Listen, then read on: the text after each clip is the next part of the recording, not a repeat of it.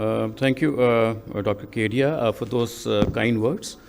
Good afternoon, everyone. I would be sharing my knowledge on landmark trials in heart failure in a chronological order. DAPA HF came first, so I would be presenting that data first, and then EMPEROR reduced. And I would try to dissect also, a little bit, although we should not be comparing two trials like that. So there's no conflict of interest, and direct comparison of any two studies should not be interpreted. It should be interpreted with caution due to differences in the study design, population, and methodology. So this one point you have to understand. But still, on the face of it, since I have to present both, I will be dissecting a little bit, and this is in public domain, so nothing of my personal choice. So DAPA HF total 4,744 patients with and without diabetes. So this one point you have to understand, that this is the first time the trial was it included SGLT2 inhibitors to be given even in non-diabetic patients. And the inclusion criteria was patient should be having symptomatic HFrEF, that is ejection fraction less than 40. So this one point, whether diabetes or non-diabetes, and then obviously elevated NT-proBNP, EGFR more than 30 was the inclusion criteria. And primary endpoint was basically first occurrence of any components of composite, 3-point MACE, cardiovascular death, hospitalization due to heart failure. It is not 3-point MACE. In fact, it is different. So it's a primary endpoints were taken up, or a dual primary cardiovascular death and hospitalization due to heart failure, or urgent hospitalization due to heart failure. Then there were secondary endpoints also, where one more important thing was there, which was KCCQ, Kansas-Ci cardiomyopathy questionnaire was there, and this was for functional grading of heart failure. How much functional improvement was there later on. And this was the first and the largest SGLT2 trial for patients with HFrEF. And, it showed a clear, 26% relative risk reduction in terms of a dual primary endpoint as cardiovascular death or worsening of hospitalization due to heart failure. So this was one point. And on segregation, it was found that cardiovascular death was reduced by 18% and hospitalization due to heart failure around 30%, which is almost, in all the trials, around 35% approximately is there with all SGLT2 inhibitors. Other important thing was that significant reduced risk was seen in cardiovascular death and hospitalization as early as 28 days, which was there even in EMPEROR. So that's one point which shows that there are some hemodynamic changes which are making this reduction rather than atherosclerotic or other changes. So more important is hemodynamic changes which are occurring very early, and it's showing risk reduction as early as 3 to 4 weeks. Now, coming to EMPEROR reduced, again, it was with empagliflozin, DAPA was with dapagliflozin. So here, total number of patients was 3,730 patients. Again, LVEF less than 40%, and diabetic and non-diabetic patients, again, same. So these two trials included diabetic and non-diabetic patients just to see whether anti-diabetic agents, SGLT2 inhibitors, we know they are the novel agents, game changers. They have revolutionized the way we treat diabetes. They have made a paradigm shift in the management of diabetes. In fact, as per ESC 2019 guidelines, even before metformin, patients where we are starting with lifestyle and no metformin, SGLT2 inhibitors can be given. But at least along with metformin, in a country like India, metformin would remain as first line. So here also, very important, there it was 26%, it is here 25%, okay? Educated cardiovascular or hospitalization due to heart failure. Then secondary endpoint also, was reduced by 70%, and even in EGFR slope, reduction in fall in EGFR was also there, and it was 1.73 ml per, 1.73 meters square per year.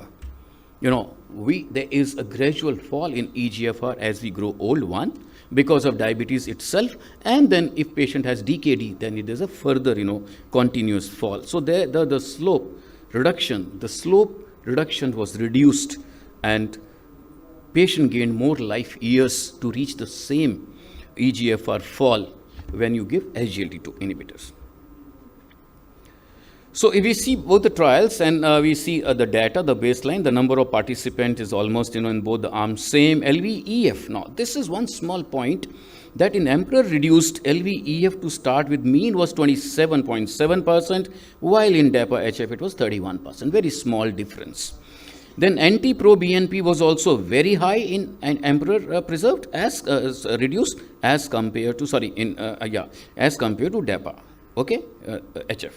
Then hospitalization due to heart failure was also little high, 31%, the previous history, and it was 27%.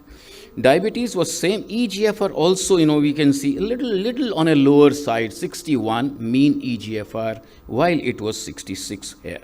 Then the use of ARNI was also higher in patients with reduced EMPEROR reduced, it was 18.3%, while in DAPA-HF it was 10.5%. Then use of devices like ICD or CRT-D or CRT-D and CRT-P, we can see it was again more. So overall, what we can say is EMPEROR reduced included patients who were more sick, and they were already on ARNI. On the top of that, it showed good results with empagliflozin. I mean, this is the only one point. So more sick patients, best of the treatment available, including devices, and still empagliflozin showed almost the same result as DAPA. So this is the only point, to be taken into consideration. Now, hospitalization for heart failure was same with DAPA-HF 30%, 31%. Yes, EMPA-REG trial, it was always conveyed that there was a reduced cardiovascular mortality, which was not there in other trials at that time, declared TIMI 58 and CANVAS program. But here, on the contrary, DAPA-HF showed more reduction in cardiovascular mortality, 18%, and it is 8%. Maybe, as I told you, best of the treatment and other things. But the only point to be emphasized is there's a heterogeneity. The same molecule in one trial showing more cardiovascular mortality, but not showing. So what I want to say that we should not take trial in absolute. It may be, there is some small variation. The same molecule used in different population will show different results. Then all-cause mortality also, which was again EMPA-REG we see. Again, it was a clear cut compared to other trials. But in this, there was more all-cause mortality reduction in DAPA-HF compared to EMPEROR reduced. Onset of new diabetes was more in DAPA-HF compared to EMPEROR reduced. Ejection fraction, as I told you, in EMPEROR reduced, there was very non-significant reduction in hospitalization. So this was in between 30 to 40%. That is one important point. And then KCCQ scoring, the functional status improvement, was a little better with DAPA than compared to EMPA. Again, I would repeat that don't compare these two. This is only the data I'm conveying to you. And there's a heterogeneity. This is the important point which you have to understand. There's a heterogeneity across different SGLT2 inhibitors. And similarly, renal endpoints also achieved better results with EMPEROR reduced. So there was, again, a heterogeneity in these two trials compared to the previous trials. Now, coming to, meta-analysis, if we see, say, a primary composite endpoints, then we can see it is almost the same, DAPA-HF, or whether, it is EMPEROR reduced, and it was like, or dual primary endpoints, almost, 25-26% reduction. And here again we can see that first hospitalization due to heart failure, again around 30%, 31%, both the trials same. All-cause mortality, yes, as I told you, there was a difference, 8% and around 18 or 17%, and then, even a cardiovascular death, 18% and 8%. So this was a small difference, compared to the past. Now, compared to, as per the glycemic status, if we see here that EMPEROR reduced versus DAPA-HF, again, there was no difference. So, irrespective of the glycemia control, there was equal. So, that shows whether patient is having diabetes or non-diabetes, the results are almost the same in both these groups. Then, EGFR, now this is this one is, the 60, less than 60 and more than 60. Again, we can see here there is a small difference, and the difference is that, in EGFR, when it was more than 60, it is 18%, reduction with DAPA-HF, and only, say 17%, sorry, 28%, and 17% with Emperor reduced. While there's not much difference when EGFR is on a lower side. Then ARNI treatment. Again, we can see the results were good in both the trials. So this has to be taken into consideration whether ARNI was used or not used. But overall, ARNI treatment was used more oftenly in more percentage of patients in patients with Emperor reduced trial. So overall, what we can say is there was a background high risk in patients who were in Emperor reduced as compared to DAPA-HF. So this is one point which we have to understand, like LVEF 27% versus 31%, anti-pro-BNP high, and then EGFR also on a lower, the mean EGFR, and the cutoff value was 20 here and it was 30 there, and mean EGFR 62. So there were some small subtle differences, but would that was responsible for this is very difficult to say. It's only one retrospective, explanation or analysis we can, think of. And overall, it was seen that 37% high risk, was there in patients who were having Emperor reduced. The background risk was already high in those patients. Then use of ICT, CRT, as I mentioned earlier, and ARNI use was also higher in patients with Emperor reduced compared to patients on DAPA-HF trial. Then, sorry, this has gone back. Yeah. Now coming to cardiovascular death and hospitalization due to heart failure, because cardiovascular death was less in Emperor reduced compared to DAPA-HF, while in EMPA-REG it was other way around. So on retrospective, meta sub-analysis of this, it was seen that event rate per 1,000 patient years, it was better with Emperor reduced. So on basically adjustment of other co-founders factors, it was seen that it was still higher, better results with. Although again, again I would mention that we cannot take it like that. So maybe we can say both are almost equal. SGLT2 inhibitor is a very good study and meta-analysis by Dr. Zanet printed in Lancet 2020. And this was basically SGLT2 inhibitors in patients with heart failure with reduced ejection fraction, a meta-analysis of both these trials. And it was very clearly mentioned there that both these trials were not designed to evaluate the effects in subgroups. They were not primarily designed. It was only a retrospective analysis. And CKD outcomes or mortality outcomes. So that point is to be, so this was not a pre-decided or pre-specified factor, it was only on a retrospective analysis. So basically, overall, the trials were designed to improve the understanding of the effects of SGLT2 inhibitors on these extrapolatory outcomes in HFrEF patients.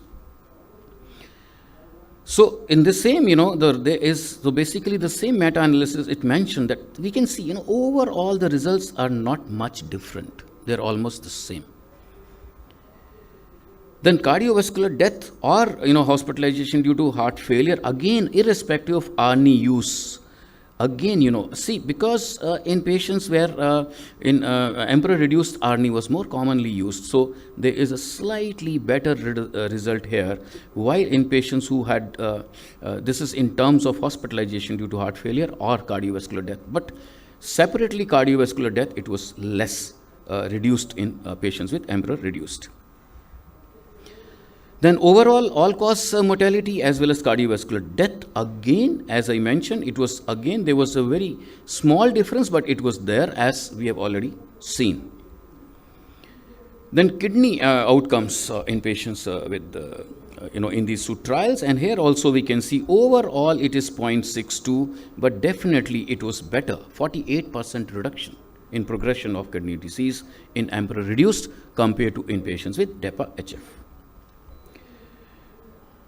No, this is by Butler et al. Totality of evidence in trials of SGLT2 inhibitors in patients with heart failure with the reduced ejection fraction, the clinical practice implications. Now, here we can see DAPA-HF and EMPEROR reduced cardiovascular death or hospitalization due to heart failure, either of the two as or dual primary endpoints, it is almost the same. But first hospitalization, again it is the same. So as far as hospitalization due to heart failure or cardiovascular death is concerned, either of the two as dual primary endpoints, then it is same. Then first hospitalization for heart failure, here again, it is almost the same, statistically not significant. But the cardiovascular death in patients with prior history of MI, patients who were more sick, there were better results with EMPEROR reduced. So there is a heterogeneity going on, but overall what we can say that SGLT2 inhibitors are game changers. One, they have shown benefits not only in diabetic patients. This is first time in the history of, I think, diabetes management that anti-diabetic agents are more oftenly now being used by cardiologists, nephrologists, and other specialty doctors than physicians and diabetologists. So overall, this is the latest, guidelines by ESC, and it is printed in 2021 June.